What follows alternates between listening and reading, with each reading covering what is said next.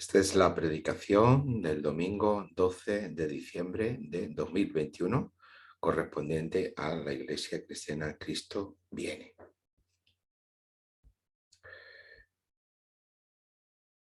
Esta mañana nuestra predicación tiene como base el texto del profeta Isaías, en capítulo 55, versículos 1 al 13. Los capítulos 40 al 55 del libro de Isaías conforman una unidad teológica y literaria. Es el llamado libro de la consolación. Son palabras de consuelo y de esperanza a los desterrados que se encuentran en Babilonia, con la esperanza de que pronto podrán volver a Jerusalén. Estamos en torno todavía en el siglo VI antes de Cristo. Este libro de la consolación comienza con las palabras del versículo 1, capítulo 40. Consolad, consolad a mi pueblo, dice vuestro Dios. Y continúa en el versículo 5 diciendo, entonces se manifestará la gloria de Dios y toda carne juntamente la verá, porque la boca de Dios ha hablado.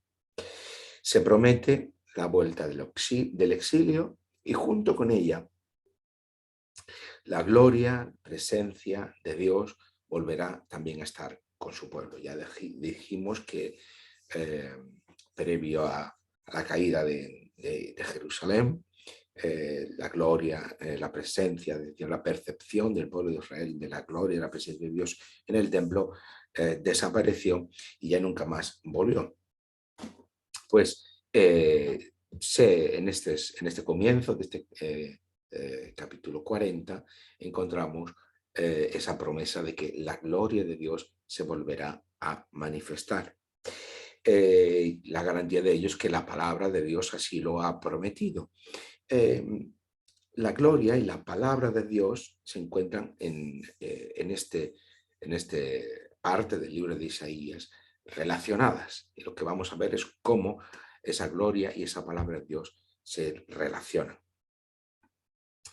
Lo que encontramos en el corazón mismo de este libro de la consolación no es exactamente la vuelta de la gloria de Dios, tal y como antes la había ocupado el templo, sino descubrimos la desconcertante presencia del siervo de Dios, ¿no?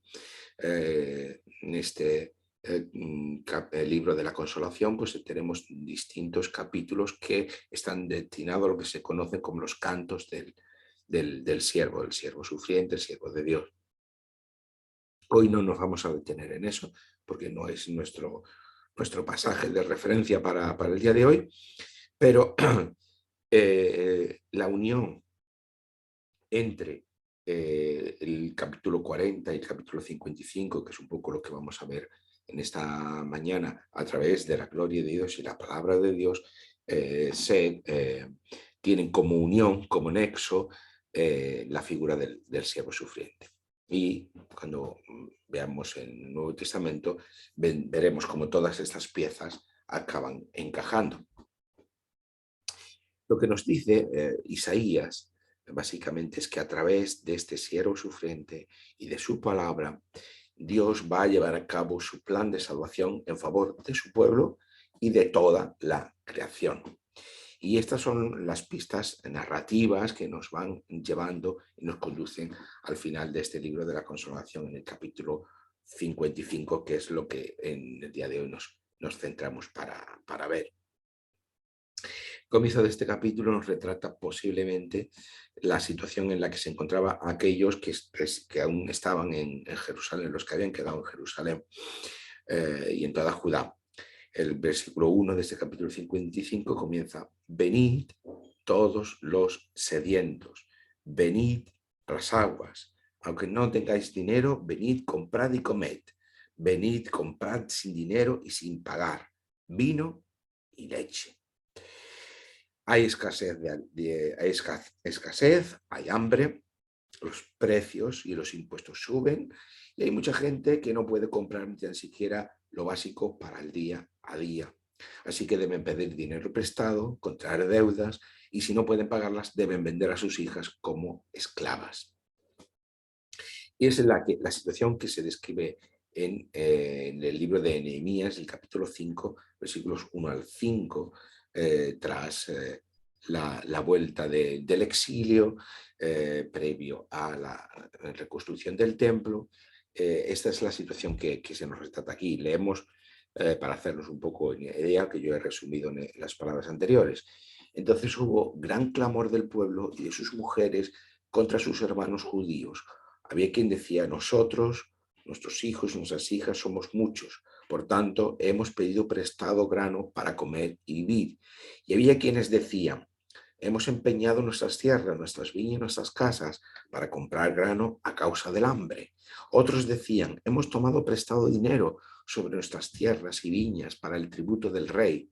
Ahora bien, nosotros y nuestros hermanos somos de una misma carne y nuestros hijos son como sus hijos. Sin embargo, nosotros tuvimos que entregar nuestros hijos y nuestras hijas a servidumbre y algunas de nuestras hijas son ya esclavas y no podemos rescatarlas porque nuestras tierras y nuestras viñas son de otros. Esto es un poco la situación posexílica que se encuentra en Jerusalén, en toda Judá, y es una situación muy similar a la que está presuponiendo este capítulo, al comienzo de este capítulo 55, como digo. Así que se convoca, venid, venid, se convoca a todos aquellos que son los más vulnerables de la sociedad, a los sedientos y a los hambrientos, a los que ni tan siquiera pueden satisfacer sus necesidades más básicas, devolviéndoles el lugar en una sociedad por medio de unas relaciones restablecidas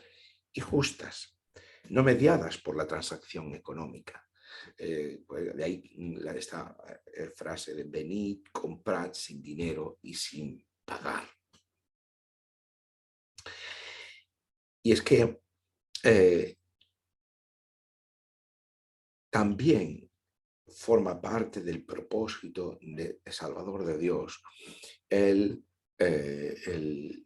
sanar la sociedad, el acabar con las desigualdades y con los sufrimientos que van asociados a las patologías propias de las sociedades humanas.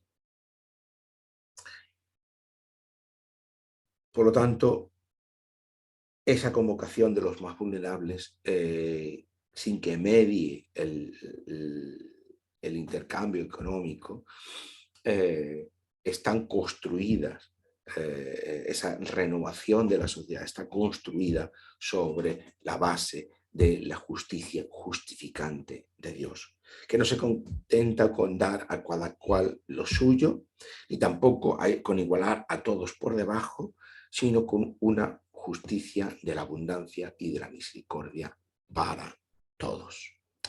Por tanto, Dios también busca sanar las relaciones sociales, aunque para ello es necesario que los que tienen sean capaces de ir más allá de la mera acumulación de sus posesiones para reconocer que estamos necesitados de algo más importante. Por eso se dice en el capítulo 55, el versículo 2, ¿por qué gastáis el dinero en lo que no es pan y vuestro trabajo en lo que no sacia? Oídme atentamente, comed de lo mejor y se deleitará vuestra alma con manjares. No son manjares lo que se necesita. Vemos aquí esa referencia a gastar el dinero en lo que no es pan, es decir, ya en lo que es superfluo, en lo que no necesitan siquiera, en contraste con el versículo anterior que les dice a los hambrientos, los sedientos, venid y comprad y comed sin dinero. Aquí, por contraposición a estos sedientos y hambrientos que no tienen dinero, se dirige ahora a los que sí que tienen el dinero, pero el dinero que que no se gasta en lo que es pan, es decir, el dinero no se gasta en lo necesario, en satisfacer las necesidades más básicas, sino en otros bienes, en otros disfrutes que son superfluos, que son añadidos y que por tanto tampoco sacian, que tampoco satisfacen, que una vez más allá de tener unas necesidades cubiertas, esa acumulación, esa inversión, el gastar más allá, no produce una verdadera satisfacción, ¿no? Y por eso en la segunda parte de este versículo dice: vuestro trabajo en lo que no sacia, en ese afán desmedido por encontrar una satisfacción allí donde no podemos ser saciados. Y dice: oídme atentamente, comed de lo mejor y se deleitará vuestra alma con manjares. No esos manjares en los que estáis gastando el dinero, en ese dinero que compra lo que no es pan, esos manjares, esas comidas opulentas. Comed de lo mejor, comed de lo mejor, y entonces vuestra vida, vuestras almas, vuestras personas van a disfrutar de un verdadero manjar. Este sí que da una plenitud, una sensación de plenitud y de satisfacción. Pero ¿qué es esto que realmente sacia? ¿Qué es esto que nos permite comer de lo mejor? ¿Qué es esto mejor de lo que debemos comer y que nos va a deleitar verdaderamente en nuestra vida? No son los manjares, como decimos, lo que se necesita, sino de una comida mejor en la que realmente encontremos satisfacción. No la satisfacción de lo pasajero, sino la satisfacción de lo pleno. ¿Y cuál es esta comida? Pues esa comida necesaria es la palabra de Dios. Versículo siguiente, el versículo 3, la primera parte.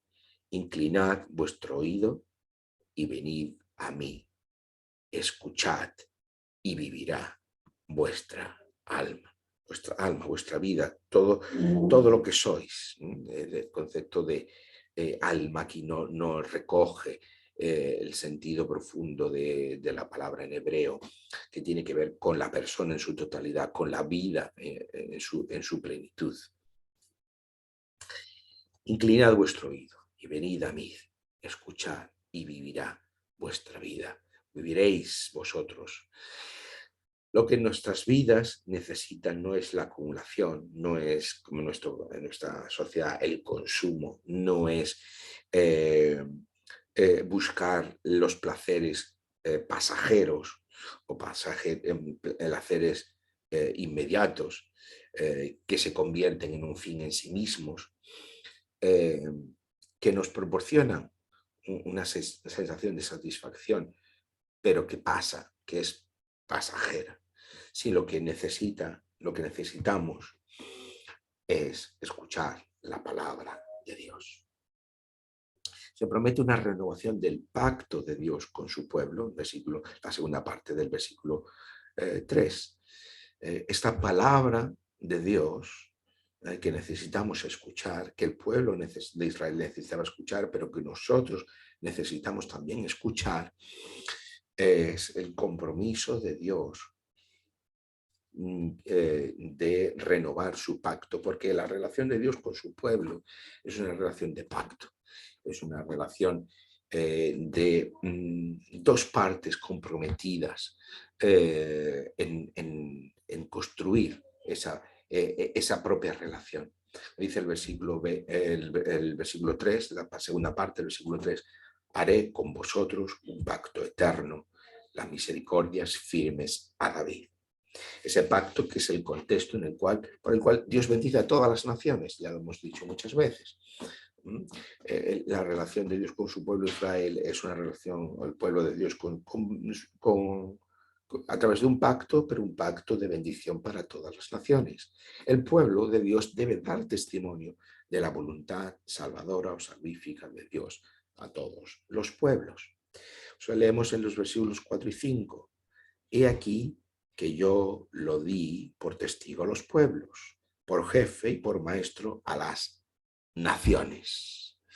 He aquí llamarás a gente que no conociste y gente que no te conocieron correrán a ti por causa del Señor tu Dios y del Santo de Israel que te ha honrado. ¿Veis aquí cómo ese pacto de Dios con su pueblo Israel no es para beneficio solo de Israel, no es para orgullo de Israel, no es para convertirlo un fin en sí mismo para Israel, sino para convertirse en testimonio a todos los pueblos, para poder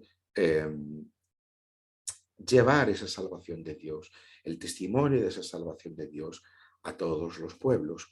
Gente que no conociste correrán a ti, y gente que no te conocía, que tú no conociste, vendrán a ti, y aquellos que no te conocieron correrán a ti por causa del Señor tu Dios. Este es el gran mensaje que que el profeta Isaías está transmitiendo, ¿no?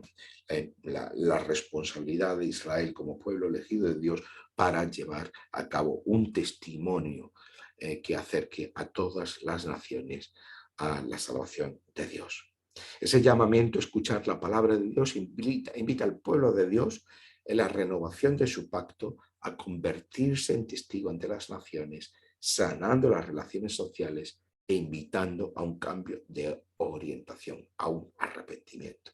Hemos visto en el principio del capítulo cómo se convoca a los hambrientos y los sedientos y cómo se invita también a los saciados, a los que sí que tienen, para que reconozcan que no encontrarán satisfacción en sus posesiones, en la materialidad de lo que atesoran, sino en la materialidad de la palabra de Dios.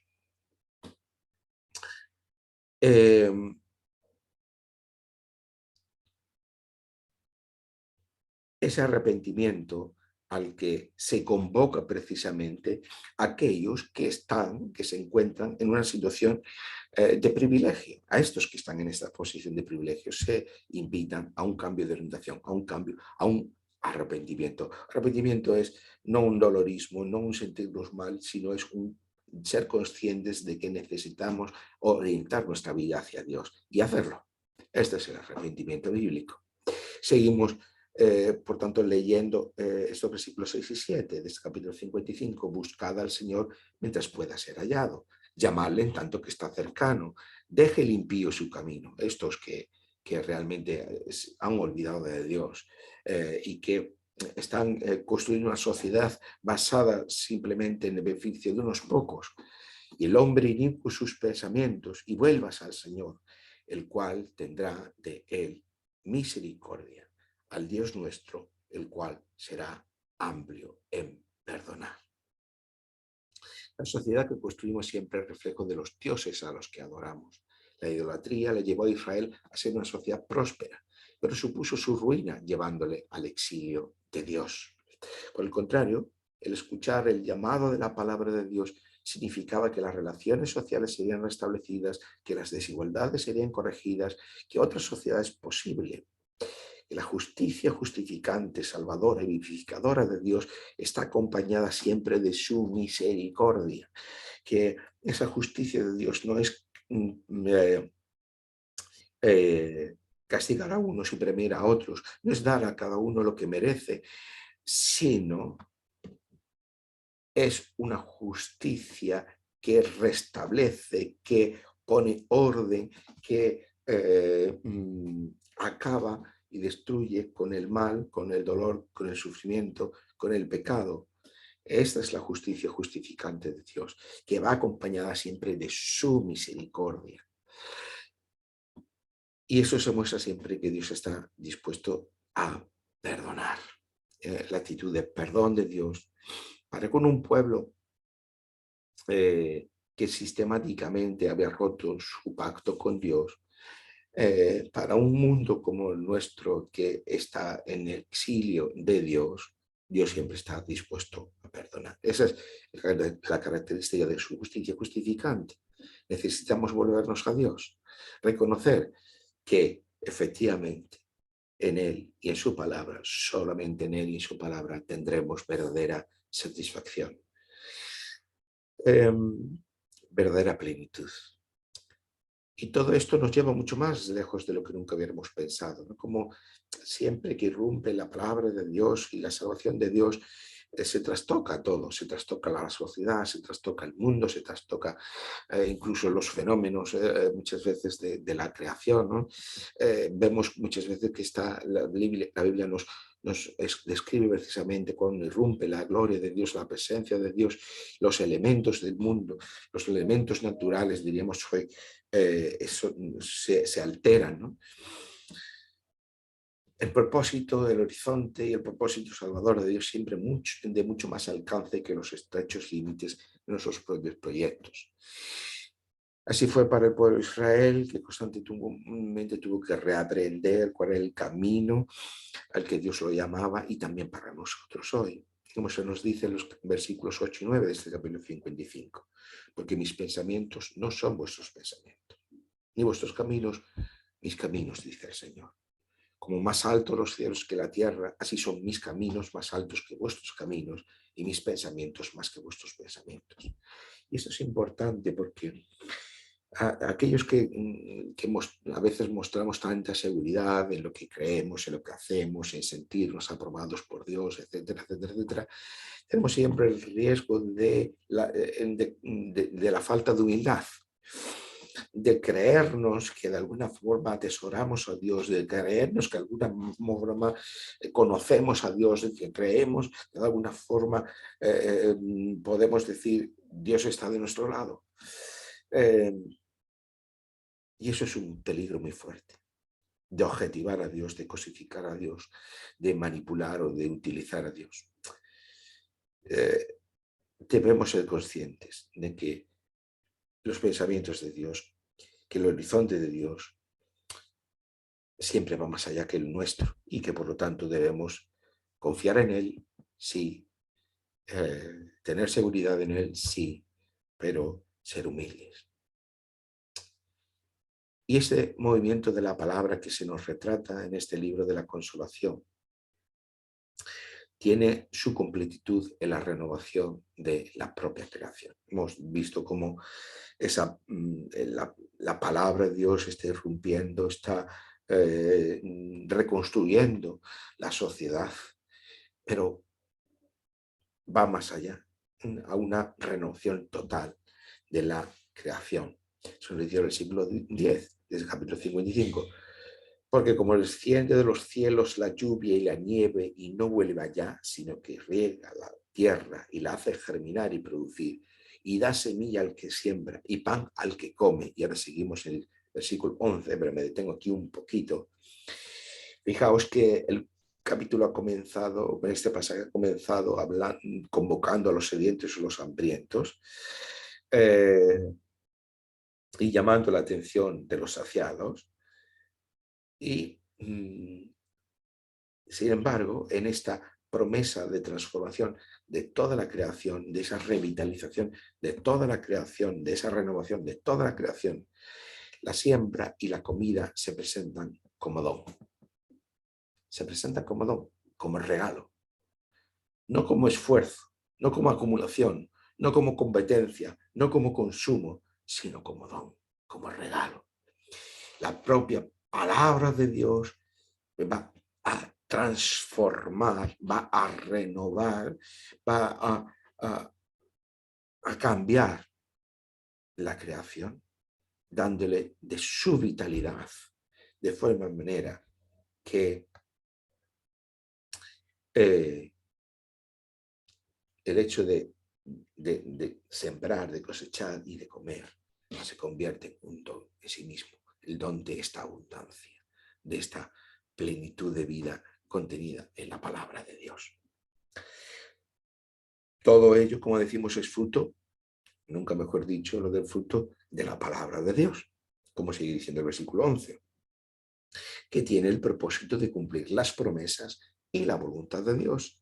¿Y cómo cumple las promesas de Dios? Esas promesas de Dios que hemos visto que a lo largo de todo el Antiguo Testamento se nos han ido dibujando.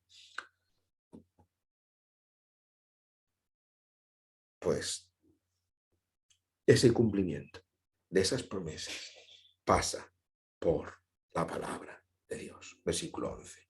Así será mi palabra que sale de mi boca. No volverá a mí vacía, sino que hará lo que yo quiero y será prosperada en aquello para lo cual la envié. Esta palabra de Dios es la palabra eficaz. ¿Qué significa que es eficaz? Que la palabra de Dios hace lo que dice. Es la palabra que no se escinde, que no se separa entre lo dicho y lo hecho. Tenemos un dicho, ¿no?, en que entre lo dicho y lo hecho hay un trecho. Precisamente la palabra de Dios es aquella en la que entre lo dicho y lo hecho no hay un trecho, sino que coinciden. No son tampoco las palabras que se lleva el viento, es otra expresión que tenemos en español, sino que es la palabra que crea, la palabra de la creación. En este caso, la palabra de una nueva creación, que es de lo que se nos está hablando aquí, el capítulo 55, y que está anticipando lo que vamos a ver después, los capítulos 56 al 66 del libro de Isaías. Es esa palabra que crea, que recrea, que transforma, que contiene vida, que transforma y que vivifica la creación buena de Dios. Esta creación, transformada por la palabra de Dios, asiste a la promesa del retorno de Israel, de su exilio de Dios. Analizamos en los versículos 12 y 13 de este capítulo 55, porque con alegría saldréis y con paz regresaréis. Los montes y los collados levantarán canción delante de vosotros, y todos los árboles del campo darán palmadas de aplauso. En lugar de la zarza crecerá ciprés, y en lugar de la ortiga crecerá rayán, y será al Señor por nombre, por señal eterna, que nunca será borrada. Decíamos al principio que el libro de la consolación comenzaba con la promesa de la vuelta de la gloria de Dios. Y ahora vemos que esta gloria de Dios, podemos comprender un poco mejor que esta vuelta de la gloria de Dios está relacionada con su palabra. Y de hecho, al principio del libro de la consolación, el capítulo 40, así se nos establece esa relación. Dice el versículo 5 y 8 del capítulo 40. Entonces se manifestará la gloria de Dios, y toda carne juntamente la verá, porque la boca del Señor habla. Voz que decía, da voces. Y yo respondí, ¿qué tengo que decir a voces? Que toda carne es hierba y toda gloria como la flor del campo. Todo lo humano es pasajero. Lo que incluso en este estado, en este situación, estado de existencia en la que vivimos, el mundo natural se marchita y pasa, ¿no? La hierba se seca, la flor se marchita, porque el viento del Señor sopla en ella. Ciertamente, como hierba es el pueblo, igual que ocurre en el mundo natural. Para el pueblo, para el ser humano, ocurre lo mismo. La hierba se seca, se marchita la flor. Todas las empresas humanas acaban marchitándose, acaban pasando. Aquello que damos por imperecedero acaba pasando. De los imperios más fuertes han pasado. Pero dice, al final, la palabra de Dios permanece para siempre. Y es esta misma palabra la que hemos visto en este capítulo 55. esa palabra que es capaz de traer vida, sanidad y esperanza a Israel y a toda la creación. Cuando los evangélicos pensamos en la palabra o la palabra de Dios, pensamos automáticamente en la Biblia. Y eso está bien, porque confesamos que la Biblia es la palabra de Dios. Sin embargo, no es a esto lo que se refiere Isaías, o cuando encontramos la expresión en los profetas, irrumpe la palabra de Dios cuántas veces eso han hablado, o en la apertura del Evangelio de Juan. No es de la Biblia de lo que está hablando en ninguno de estos pasajes. La palabra de Dios proviene de Dios mismo, pero no es solo su propia identificación, no es la palabra de Dios es Dios, no, es algo, o mejor dicho, alguien distinto a Dios mismo. Sin embargo, distinto a Dios, pero viene de Dios. Y tiene tal grado de afinidad con Él que no es otro separado de Él. Mi palabra, lo que yo estoy pronunciando en este momento, tenemos esta metáfora, que mis cuerdas vocales están emitiendo un sonido en la ondulación en el aire, pues en cierto modo esas palabras que yo pronuncio son parte de mí mismo. Pero cuando Dios pronuncia su palabra, no solamente entrega un mensaje como hacemos nosotros. En cierto modo nosotros cuando damos nuestras palabras, en cierto modo de una forma parcial, a veces restringida, a veces superficial y a veces de forma errónea, nos estamos entregando a los otros. Y esta es la idea igualmente. Cuando Dios habla, cuando Dios dice, hace. Y ese hacer de Dios es entregarse a sí mismo, pero no como los seres humanos, sino de una forma completa y total en su palabra. En su palabra. El Adviento es el tiempo de esta palabra de Dios, de la palabra que pone orden, que sana, que vivifica la sociedad y la creación entera. Mientras tanto, dejemos resonar en este tiempo de Adviento las palabras de Isaías. Creo que son palabras que son necesarias en esta sociedad en la que vivimos hoy. ¿Por qué gastáis el dinero en lo que no es pan y vuestro trabajo en lo que no sacia? Oídme atentamente, comed de lo mejor y se deleitará vuestra vida con manjares. Lo que necesitamos no es aquello que nos proporciona satisfacción pasajera, esa satisfacción que buscamos en alguno de los ídolos de nuestra sociedad, como el dinero, la salud o el bienestar, sino que lo que necesitamos es la palabra de Dios. Aquella palabra que trae vida, sanidad y esperanza al mundo entero. Aquella palabra que hace que el mundo vuelva a tener significado y sentido. Pero para conocer quién encarna esta palabra de Dios, deberemos esperar un poco todavía. Eso será lo que veamos la semana que viene.